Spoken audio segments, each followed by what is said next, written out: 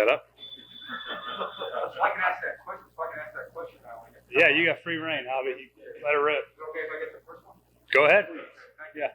The lawn ball. Much has been made about the lawn ball. It's become a trivial drama. To who? You? Yes. No, but seriously. Yeah. Where are you with it, and how much of a factor was it? These guys showed up a year ago at this time, and Burrow was just getting home, and now you're in this. Just how far ahead do you think from the lawn? Quite a bit, I think. I think it was a factor to answer the first part of that question. With no offseason, very limited reps that Joe got with the guys that were here. So that certainly was part of the equation. I think that we are in a good place moving forward with that. We got a lot of work in the spring with it. And we're just starting to introduce some of the stuff down the field now. We're very conscious of how we schedule practice, especially early on in the humidity and the heat. We're kind of going on, if you count our conditioning test, our fourth day now in a row, which we very rarely do. So we're real mindful about how much we run those guys down the field full speed early in camp, try to avoid the soft tissue issues that pop up kind of for everybody around the league this first week or two of training camp. So we're kind of right on schedule. We had one yesterday that Jamar had that kind of fell through his hands, and then we had one that was probably a little bit of an underthrow that Joe would like back, but it's part of practice. We'll keep working on. There'll be more of them as we go too. As we get into the meat of camp, we'll start pushing the field, the vertical game a little bit more. It's okay, it's day 2 for us, and we had some good, some bad. I thought Tyler Boyd had a great day yesterday. Made some really nice catches. I really like what's happening up front. I like where our communication is. It's hard to get any kind of gauge on how physical they're going to be with no pads on, but just communication assignment-wise, I thought was really good. In general, I think our guys are really benefiting now from being in year 3 of a system, and some guys in their second year, but now everybody's kind of been together. The only real new guy on offense for us is Jamar, and so he's been an excellent pro as far as learning and picking things up. So really happy with the limited amount, very minimal amount of mental errors. Our guys are kind of full speed ahead. They kind of know what to do, and that's to be expected with where we're at. You mentioned this week during our conversation, you thought Tyler Boyd had potential to be the best slot receiver. How do you measure that as a coach? I think his production speaks for itself. To have his production as an inside receiver, is good to have, and it kind of measures him against the rest of the guys that play in that position. The number of first down catches he has, I think over his last handful of years, whatever he's been in the league, he's one of the top 2 or 3 third down receptions for first downs. So those are where he makes a lot of his money is those big third downs where he can go work the middle of the field. He's got great size, great feel, and great intuition for an inside receiver, and he's got good burst, and he's got a good catch radius because a lot of those guys around the league are smaller body types. He's kind of bigger and longer, and so he's got a real big radius to catch the ball. He's got a great rapport with Joe. He's got great body language when he runs routes, and so when you get him, Joe kind of just knows he's got a great feel for when he's going to break, how he's going to break, and that's come from obviously all the reps they put in together. But Tyler, I think is really almost already in that conversation as the best inside receiver in football, and I think it's only going to continue to grow. It's ideally having T and Jamar outside puts a lot less pressure on Tyler to be. He should very rarely get doubled inside, and if he is, we got other guys that are singled up. So that's kind of the idea when you got 3 good receivers like that. How fortunate do you feel that Tyler Boyd is still in the early stages of his prime? Is the guy in the receiver room that's the mentor? The young guys with a lot of talent, but a guy like Tyler Boyd telling them the whys and wherefores. Is that a good feeling for you guys as coaching staff? Yeah, it's a great feeling because Tyler does everything right. Tyler's everything we're about, everything we want our team to be about. He's tough, he's physical, he's smart, and those are the things that you wanted to impart on younger players. He knows how to go about his business. He's a pro, knows how to take care of his body, knows how to get ready for a season. So to have him in there as that leader is great. It's exactly what we wanted when we were hopeful he'd be in that spot when we extended him 2 years ago, 3 years ago, that he was going to take on that role at some point, and he has. And it's helped. It's a good room of young players too, guys that are very like-minded as Tyler is, and so it's an easy role for him to take on when everybody else is kind of similar to him. So very happy with what he's done so far, and looking forward to the season that he could have. Coach, do you remember the first time you met Brian Callahan? What kind of player was he? Do you remember? Do you see some of the teachings from your dad? Yeah, I see a lot. I see a lot of my dad in Frank. My dad coached Frank in college a long, long time ago now. But Frank was with my dad in Dallas. I met Frank for the first time around then, probably, and I actually met him when I was working in the league. And so I've been very aware of Frank for a long time, and he's awesome. He's fun to be around. I always enjoy talking to him at the combine. You know, I've known him for, like I said, for quite some time, and he's worked with my dad, so we have some familiarity with each other. But yeah, he's as good as they come, I think. What do you like about him? Demanding, detailed. He's a phenomenal teacher. He's got a great way about him. His personality, his demeanor, the guys respond to it. He's played a lot of football himself. That goes a long way.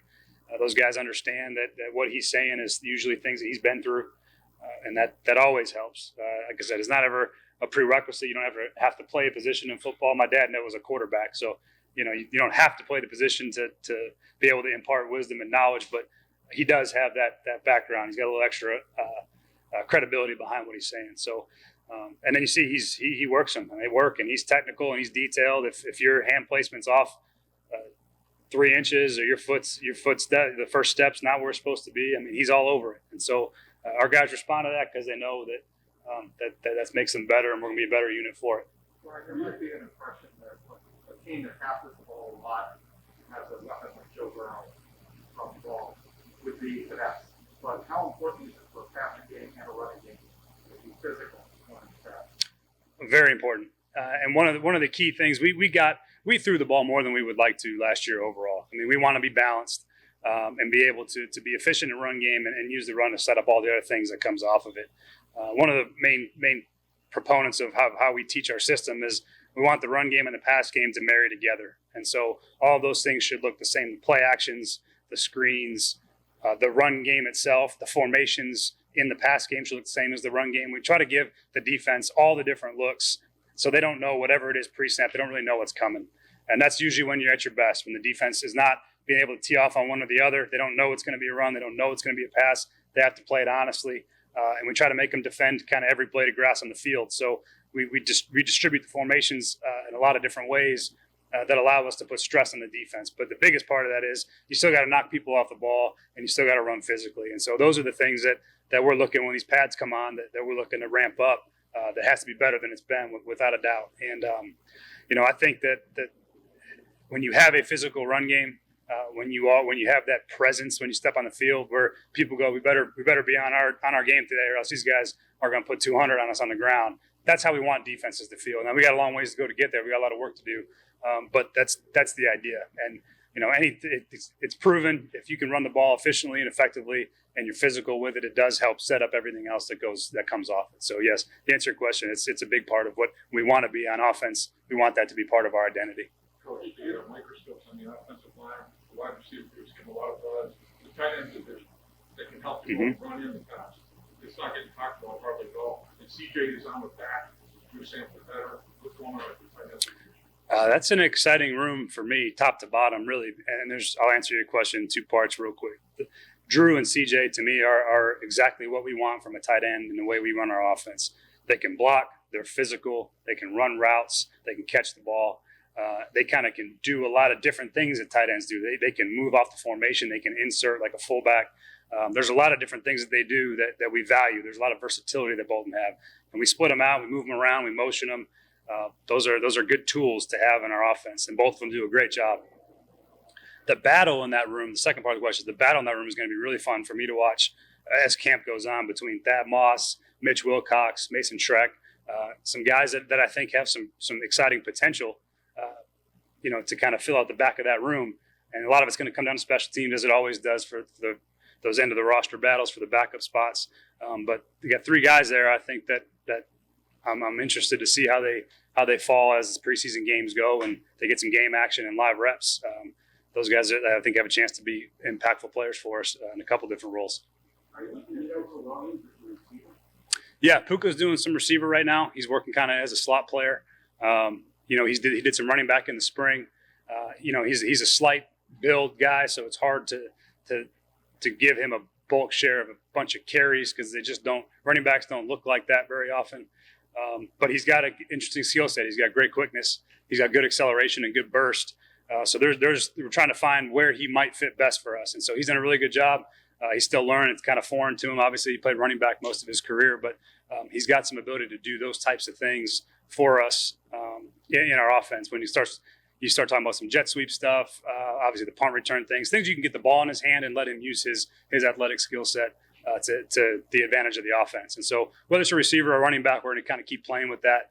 He'll be a little bit of a hybrid role in that regard for us through camp. So you'll probably see him doing both as we move along.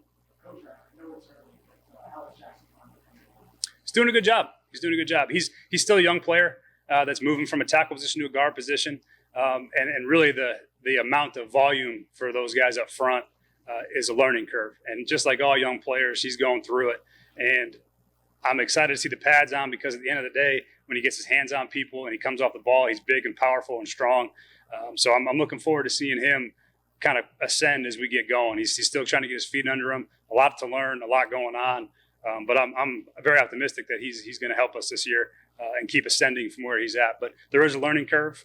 And just like most rookies, anywhere you go, they got to earn it too. We got some veteran players that have played a lot of football that are starting out with our first unit with Xavier and Quinn Spain. And so Jackson's, you got to earn those. You got to earn the right to take one of those guys' jobs. They don't just give them up for free. So, but I'm optimistic about where he's headed and what he's capable of doing. We got to know Quinn just a little bit last year, but he's got a great veteran presence. He is all business. He is all ball. He works really, really hard. He's got some physicalness and some presence to him. He's nasty.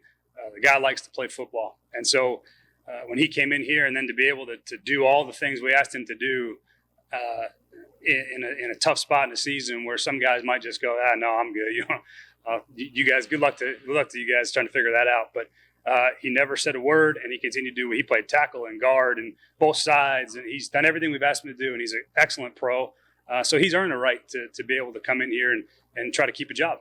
And I'm very excited about what he's done. He's been really good so far in camp. And again, any offensive line commentary always comes with the asterisk that we haven't had pads on yet. So we'll find out a lot more here next week. You wish that pads came on a little sooner than they do in this era of football. Yeah, I would personally like that, but I understand why. I think it's smart. We'll be able to kind of keep guys fresher longer, and it's always the goal is to be healthy at the end of the year as opposed to the beginning. So, as a coach and an impatient one at that, I wish the pads were on the first day, but we got to wait a little bit, and that's okay. These days are long, hot, obviously. When they wheel the goalpost down, everybody knows it's a mile over. Where do you sense the interest level is among the players and yours as well? With that kicking competition. They're all watching. They're all standing back there looking. They want to know that kickers kind of get much maligned often from just players in general that like to give them a hard time because they just kick and they got it pretty easy compared to everybody else until the pressure's on to make the kick to win the game. And I think all guys take interest in that because they want to know the guy that's going to be in there kicking to win the game is going to make it, that they can trust that he's going to be able to do his job. And so I think they're all excited for both the competition and a young kicker that I think has got a ton of talent. But trust me, when we're lined up a field goal, everyone's watching. All the eyes are making sure that they all go through. I think is kind of what they're all looking for. So, yeah, it's I don't think we talk about it a lot, but, whenever those field goal periods are up, people are paying attention. 2 more minutes. Looks as good as he's looked. He came into camp. He's in great shape, as he always is. He's never one I've ever seen out of shape, probably for a second, because he's a tireless worker. But he looks great. He looks healthy. He looks fresh. He's got a ton of energy. He's bouncing around like crazy out there, like he always is. And he's got great burst and a great feel for. We've changed some things for him in the run game, wide zone wise, and his footwork. I think that's really helped him get comfortable in the wide zone scheme. So I'm looking forward to see again what it looks like with pads and in preseason to see how much that's improved him. But Joe's as good a running back as there is in football. Real excited to have Frank here to pair back with him and let it rip a little bit in the run game. It sounds like you're going to put a little bit, you're talking about being physical, you're talking about running the ball. It sounds like this is going to be a little bit more of a centerpiece. Yeah, I think he's earned that right. He's played enough football at this point. He knows what he's doing kind of in all facets of the game. and his ability to catch the ball as a big man is still really, really good. He runs good routes for his size, and he can really, he's hard to cover, and he's hard to tackle. And so all the things that we want to do with him are kind of open to us. I expect him to be, like I've said before, be on the field more on third downs. He may not be on every third down, but more on third downs. And I expect his ability to catch the ball for us to be impactful in all the ways that we use our backs in the pass game. So I think he's up to the challenge. He sure looks like he's ready to carry the load. How much do you respect what Trey Hopkins has done from a work standpoint to be where he is at this early stage? I mean, what he's done is incredible, really. I mean, the work and the mindset that it takes to get through an injury like that as quickly as he has, super impressed with the way that he's gone about his work. Not surprised by any stretch. Trey, that's how Trey's earned his way in this league. But just to be able to do what he's done rehab-wise, mentally, to get back to where he can contribute relatively quickly here, I think is I don't know that you can say enough about how hard that is to get to this point, and how well he attacked that adversity to get himself here. So there's not enough good things you can say about what Trey's done to get himself in position to help us this year. It's been pretty impressive.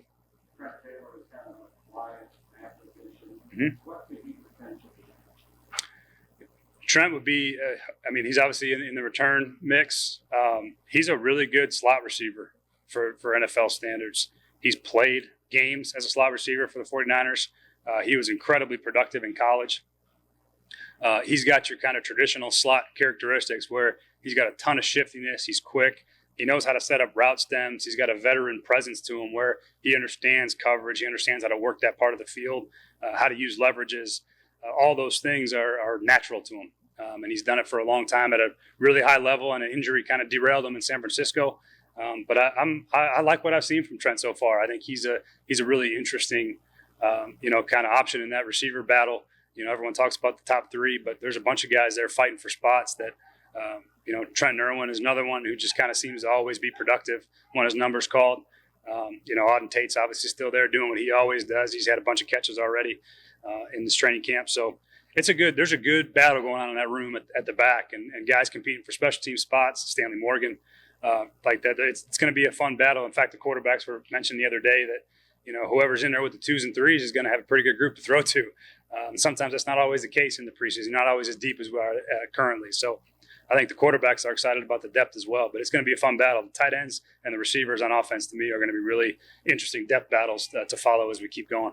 There's always a guy at camp who keeps looking at your roster like 16 Yeah. keeps making catches. Does he have that same impact internally where you're like, oh, he has everything there? Yeah, he's one of the guys where it's going to be, when you talk about ability to help your team, is he just gets open against everybody he goes against, and he's done that now for a year and a half that he's been here. I think he competes, and I think he's got the real skill. I don't think he's at any way, shape, or form out of the mix to make our team. I think he's got all the things that you look for in a receiver, and he's smart. He's bigger. He's a little bit bigger body, so he can kind of flex around, similar to how Alex Erickson has done in his past, with some outside flex, with inside ability. He's got great quickness. He's got good speed. So again, I'm excited about seeing what comes for him. He hasn't had a chance to play in preseason games, really. He had a little bit of taste for us late in years, active in 19 in this past year, but I think he's an interesting player to follow. I think preseason will be big for him. All right, Brian.